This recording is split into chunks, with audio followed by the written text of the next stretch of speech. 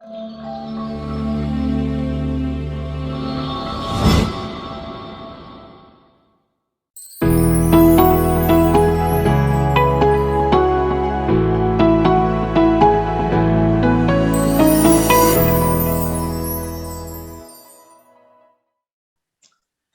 shalom semuanya. Selamat malam. Puji Tuhan kita bertemu lagi di dalam komsel kita, yang setiap hari Jumat ini, dan kita yakin percaya bahwa walaupun kita masih terus di rumah masing-masing, komselnya hanya bisa melalui tatap layar gitu ya, tapi saya yakin percaya bahwa setiap firman yang ditabur, segala sharing-sharing yang ditabur, doa-doa yang dipanjatkan itu nggak pernah sia-sia. Bahkan saya yakin percaya kuasanya juga sama besarnya ketika kita bersatu hati di tempat gitu ya, kita tatap muka, kita bertemu langsung, itu sama kuasanya, dahsyatnya. Dan pada malam hari ini kita mau belajar tentang hamba yang setia, kesetiaan seorang hamba gitu ya. Bagaimana kita tahu bahwa kita semua di sini memang hamba-hambanya Tuhan yang telah ditebus, dibayar mahal di atas kayu salib. Lalu apa selanjutnya yang Tuhan mau untuk kita lakukan, yang Tuhan mau untuk setiap kita menggenapi rancangannya? Yuk kita buka di dalam Matius pasal yang ke-24, ayat yang ke-45 sampai ke-51. Matius pasal 24, ayat 45 sampai 51. Hari ini saya ganti tampilan dulu nih. Ya. Saya akan bacakan untuk semuanya. Di situ judulnya perumpamaan hamba yang setia dan hamba yang jahat. Siapakah hamba yang setia dan bijaksana yang diangkat oleh tuannya atas orang-orang untuk memberikan mereka makan pada waktunya? Lalu berbahagialah hamba yang didapati tuannya melakukan tugasnya itu ketika tuannya itu datang. Aku berkata kepadamu, sesungguhnya tuannya itu akan mengangkat dia menjadi pengawas segala miliknya. Akan tetapi apabila hamba itu jahat dan berkata dalam hatinya, Tuanku tidak datang-datang, lalu ia mulai memukul hamba-hamba lain dan makan minum bersama-sama dengan para pemabuk, maka Tuhan hamba itu akan datang pada hari yang tidak disangkakannya dan pada saat yang tidak diketahuinya, dan akan membunuh dia dan membuat dia senasib dengan orang yang munafik. Di sanalah akan terdapat ratapan dan retak gigi. Kita di sini lihat bahwa ini diklasifikasikan, dibagi menjadi dua, yaitu ada hamba yang baik, hamba yang setia, hamba yang bijaksana, dan hamba yang memang jahat. Di sini diceritakan bagaimana tuannya ini sedang pergi gitu ya, dan akan datang memeriksa pekerjaan mereka masing-masing. Lalu apa yang bisa kita tangkap dari sini? Bahwa seorang hamba itu harus seperti apa? Memang di sini ceritanya langsung masuk kepada perumpamaannya. Tapi kalau kita boleh buka lagi di dalam Lukas pasal yang ke-12 ayat yang ke-41 sampai 48. Lukas pasal 12 ayat 41 sampai dengan yang ke-48. Judulnya adalah kewaspadaan. Hendaklah pinggangmu tetap berikat pada pelitamu yang tetap menyala, dan hendaklah kamu sama seperti orang-orang yang menanti-nantikan tuannya yang pulang dari perkawinan, supaya jika ia datang dan mengetok pintu, segera dibukanya pintu baginya. Berbahagialah hamba-hamba yang didapatinya tuannya berjaga-jaga ketika ia datang. Aku berkata kepadamu, sesungguhnya ia akan mengikat pinggangnya dan mempersilahkan mereka duduk makan, dan ia akan datang melayani mereka. Dan apabila ia datang pada tengah malam atau pada dini hari dan mendapati mereka berlaku demikian, maka berbahagialah mereka. Lalu apa? Tetapi ketahuilah, jika tuan rumah tahu pukul berapa pencuri akan datang, ia tidak akan membiarkan rumahnya dibongkar. Hendaklah kamu juga siap sedia, karena Anak Manusia datang pada saat yang tidak kamu sangkakan. Lalu kata Petrus, Tuhan, kamikah yang kau maksudkan dengan perumpamaan itu? Atau juga semua orang? Jawab Tuhan, jadi siapakah pengurus rumah yang setia dan bijaksana yang diangkat oleh Tuhannya menjadi kepala atas semua hambanya untuk memberikan makanan kepada mereka pada waktunya? Berbahagialah hamba yang didapati Tuhannya melakukan tugasnya itu ketika Tuhannya itu datang. Aku berkata kepadamu, sesungguhnya Tuhannya itu akan mengangkat dia menjadi pengawas segala miliknya.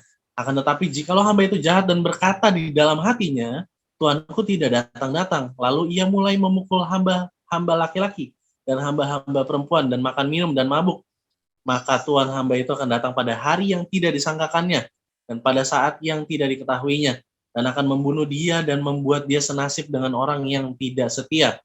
Adapun hamba yang tahu, ini dia ya, adapun hamba yang tahu akan kehendak tuannya, tetapi yang tidak mengadakan persiapan atau tidak melakukan apa yang dikehendaki tuannya, ia akan menerima banyak pukulan. Tetapi barang siapa tidak tahu akan kehendak tuannya dan melakukan apa yang harus mendatangkan pukulan, ia akan menerima sedikit pukulan. Setiap orang yang kepadanya diberi, daripadanya akan dituntut. Dan kepada siapa yang dipercayakan, daripadanya akan lebih banyak dituntut. Jadi kita tahu sekarang bahwa ini sama seperti kalau tadi dijelaskan bahwa ada dua hamba yang baik, hamba yang jahat gitu ya. Di sini dijelasin lagi bagaimana seorang hamba itu ternyata yang pertama dia harus punya yang namanya kewaspadaan. Karena terus diulang-ulang apa? Terus diulang-ulangnya yaitu bahwa seorang hamba nggak tahu hari tuannya datang. Tuannya akan datang di waktu-waktu yang tidak disangkakan, tidak diduga-duga. Nah, kalau kita lihat hamba yang setia ini adalah hamba yang waspada. Di mana apa? Di mana dia seperti menantikan seorang tuannya yang sedang pergi ke pesta pernikahan. Mau pulang jam berapapun, dia harus ready nih di depan pintu. Kan kalau kita lihat gitu ya, banyak memang asisten rumah tangga yang memang kalau tuannya belum pulang, ya dia juga belum tidur karena dia harus buka pintu segala macam. Nah, kita diumpamakan seperti itu. Kita sedang menunggu nih Tuhan kita datang. Datangnya kapan? Gak ada yang tahu. Memang waktunya sudah sangat mendesak. Kalau kita ngomong kayak gitu dari dulu juga dari zamannya nenek kita mungkin ngomongnya Tuhan mau datang, Tuhan mau datang. Seakan-akan waktunya memang sudah mendesak setiap hari, setiap hari. Tapi apa? Tapi memang tanda-tanda itu akan terus muncul. Bagaimana memang waktunya terus mendesak. Dan diulang terus dikatakan bahwa tuannya ini akan datang di waktu yang tidak disangkakan. Nah, hamba yang setia ini yang pertama tadi adalah waspada. Dia punya kewaspadaan. Bagaimana dia tetap berjaga-jaga, bagaimana dia bersiap siaga, bersedia gitu ya. Jadi andai kata tuannya datang, dia tinggal buka pintu, dia kasih masuk. Lalu apa? Lalu di cerita dua ini yang saling melengkapi ini, kita lihat memang ada yang ditekankan, bukan hanya berpaut atau berfokus kepada diri kita, tapi bagaimana kita melayani orang. Dikatakan kan tadi di Matius yang pasal yang ke-24 ayat 45, siapakah hamba yang setia dan bijaksana yang diangkat oleh tuannya atas orang-orangnya untuk memberikan mereka makan pada waktunya. Jadi bagaimana tuannya ini mengangkat dia untuk memberikan makan orang-orang tuannya. Bagaimana kita hari ini yang namanya hamba, kita memberi makan orang lain. Memberi makan secara apa? Bukannya disuapin begini, bukannya dikasih sogok makanan satu-satu gitu kan. Tapi apa? Tapi bagaimana kita menyuapi mereka dengan firman Tuhan yang sudah kita tahu. Bagaimana kita sudah mengenal Tuhan kita terlebih dahulu, lalu kita mengajarkan ajaran itu kepada orang lain. Itu kita memberikan makan, dan itu adalah tugas kita. Seorang hamba yang setia terus menjalani itu dengan penuh kewaspadaan. Dia sambil jalan, dia sambil mungkin lihat ke pintu. Kalau sekarang mungkin sambil nyuapin makanan, sambil dengerin ya, ada yang datang nggak ya? Ada yang ngetok pintu nggak ya? Nah, hamba Tuhan yang setia itu seperti itu. Yang benar-benar waspada dan multitasking. Bukan hanya satu pekerjaannya. Karena dia tahu ketika tuannya datang tiba-tiba kalau dia belum kasih makan, bisa dilempar dia ke dalam tempat yang penuh dengan ratap dan kertak gigi yang kita tahu biasa itu dengan tempat neraka gitu ya, yang memang gelap, yang nggak ada lagi kehidupan yang benar di sana. Kita akan dilemparkan ke dalam situ. Nah, sekarang tugasnya siapa untuk memberikan makan? Di sini sudah jelas bahwa kita ini semua hamba. yang sedang menunggu kedatangan tuannya. Bagaimana kita jadi hamba yang setia? Yaitu kita memberikan makan. Jadi sekarang kita nggak boleh bilang bahwa, aduh itu mah tugas pendeta. Terus di sini mungkin karena banyak di antara kita semua ini yang sedang menjalani STT, itu mah tugas-tugasnya teman STT aja lah yang ngasih makan firman. Enggak gitu. Tapi kita semua memang sedang menunggu di dalam satu rumah. Bagaimana kita jadi hamba yang baik, kita tunggu Tuhan kita datang, kita kasih itu makanan di waktu-waktu tertentu, di waktu yang memang sudah ditentukan. Jadi tugas kita supaya apa? Ketika Tuhan kita datang, Tuhan kita berbahagia atas kehidupan kita. Tuhan kita berbahagia atas pekerjaan yang sudah kita lakukan. Jadi memang kita harus terus waspada. Lalu apa? Lalu dan hendaklah kalau kita lihat di Lukas pasal yang ke-12 ayat yang ke-36, dan hendaklah kamu sama seperti orang yang menanti-nantikan tuannya yang pulang dari perkawinan. Menanti-nantikan. Jadi kata-katanya ini di double gitu ya, menanti-nantikan. Berarti hamba yang baik itu, hamba yang setia itu adalah hamba yang seperti apa? Kalau yang tadi adalah waspada. Yang kedua adalah hamba yang berapi-api, yang mau terus mengejar, terus mencari, terus menunggu. Kebanyakan di antara kita, kebanyakan di antara banyak orang di luar sana, kebanyakan di antara orang-orang banyak Kristen hari ini, dia hanya cukup sampai tahu bahwa, oh ya nanti Tuhan akan datang untuk yang kedua kalinya, tapi nggak tahu lah kapan. Akhirnya nggak siap. Secara nggak langsung dari yang tadinya hamba yang baik, dibilang sama Tuhan bahwa hamba-hamba yang seperti itu adalah hamba yang jahat. Hamba yang meremehkan akan hari kedatangan Tuhan. Bagaimana mereka tidak menunggu, tidak menanti-nantikan, tidak menggebu-gebu. Jadi kita harus punya apa? Yang pertama waspada, yang kedua antusias, berapi-api. Itu hamba yang setia. Jadi dia terus menunggu, Tuanku kapan datang ya, Tuanku kapan datang. Gak seperti hamba yang jahat. Kalau hamba yang jahat, dia tadi dikatakan bahwa apa? Kok Tuhannya ini gak datang-datang? Di dalam Lukas pasal yang ke-12 ayat yang ke-45, kok Tuhanku gak datang-datang ya? Lalu ia mulai memukul hamba laki-laki. Dia gak memberi makan, tapi dia memukul. Di sini memang mau ditekankan balik lagi, bukan hanya fokus kepada diri sendiri, tapi bagaimana kita melayani orang lain. Karena kita ini statusnya sekarang hamba, yang memang sedang menunggu bagaimana Tuhan kita datang. Sambil menunggu kita kan nggak diem-diem aja. Kita bukan hanya nungguin gitu, tapi ada tugas, ada tanggung jawab yang diberikan, yang harus dikerjakan dan diselesaikan. Jadi kita bukan hanya diem, nggak jelas mau ngapain. Bahkan kita meremehkan, ya udahlah Tuhan aku juga nggak tahu lah kapan. Dari 10 tahun lalu, dari 13 tahun lalu, dari 20 tahun lalu bilang Tuhan mau datang tapi nggak datang-datang. Nggak mungkin lah dalam waktu dekat ini. Nggak taunya habis ngomong kayak gitu, habis kita komsel kayak gini nanti malam Tuhan datang. Itu yang bahaya. Nah, yang bahaya lagi bukan hanya itu, bukan hanya tiba-tiba kaget kita Tuhan datang. Tapi yang bahaya kita belum ngasih makan siapapun. Kita belum kelarin nih tugas kita.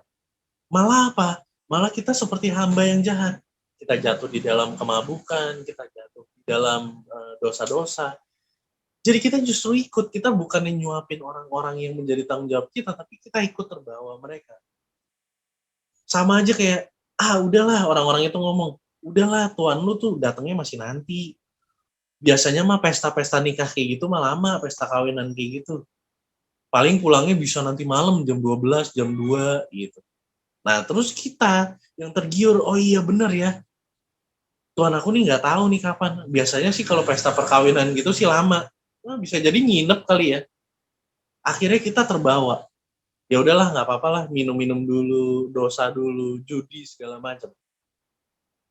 Sedangkan hamba yang baik ketika diomongin kayak gitu, udah nanti aja. Tuhanmu tuh datangnya nanti. Enggak kok. Aku tahu banget dia kalau pulang pasti nggak pernah telat. Walaupun mau ada acara apapun segala macam. Nah, tandanya apa? Tandanya yang ketiga, kita harus benar-benar mengenal Tuhan kita. Jadi hamba yang setia itu, hamba yang setia, bertanggung jawab, bijaksana itu hamba yang mengenal tuannya. Jadi dengan apa kata tuannya, dia tahu. Apa pesan tuannya, dia tahu.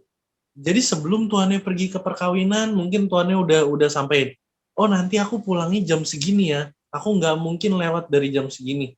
Paling di kisaran jam segini, atau oh iya, aku nggak nginep ya, aku pulang ntar, gitu, rada maleman.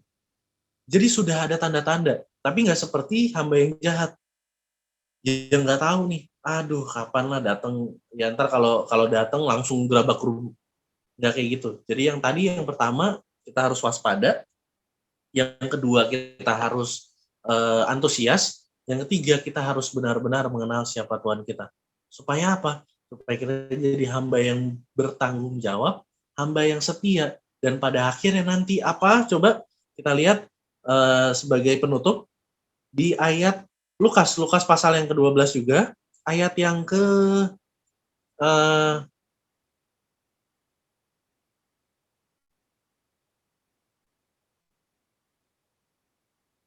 ini Lukas pasal yang ke-12 ayat yang ke 20 dari 29. Oh, sorry, ayat yang ke-37. Lukas 12 ayat ke-37. Berbahagialah hamba-hamba yang didapati tuannya berjaga-jaga ketika ia datang. Lalu apa? Aku berkata kepadamu, sesungguhnya ia akan mengikat pinggangnya dan mempersilahkan mereka duduk makan. Apa yang dilakukan? Ini bagus banget. Bagaimana kalau kita lihat di sini dia mengikat pinggangnya, tapi di NIV memang dikatakan bahwa dia dress up gitu ya. Dia mengganti pakaiannya. Bagaimana tuannya yang tadi tadi udah ditunggu-tunggu oleh hambanya ketika dibukakan pintu, dia langsung ganti pakaian. Dia langsung apa? Dia langsung berubah menjadi pelayan. Yang dilayani siapa? Yang dilayani kita semua. Bagaimana Tuhan kita ketika kita nanti-nantikan, dia bukan hanya kita layani, tapi dia tahu bagaimana melayani kita. Bagaimana dia persilahkan kita duduk, persilahkan kita untuk makan. Karena apa? Karena dia sudah dapati kita menjadi hamba yang setia. Dia tahu kita hamba yang benar. Dia tahu kita hamba yang menanti-nantikan. Lalu apa? Lalu dia kasih reward, yaitu dia yang melayani untuk kita semua. Oleh sebab itu apa? Makanya layani Tuhan lebih sungguh lagi, kenali dia, waspada, antusias untuk selalu menantikan dia. Jadi hamba yang setia, hamba yang benar, hamba yang bijaksana. Semoga dipahami, Tuhan Yesus memberkati kita semua.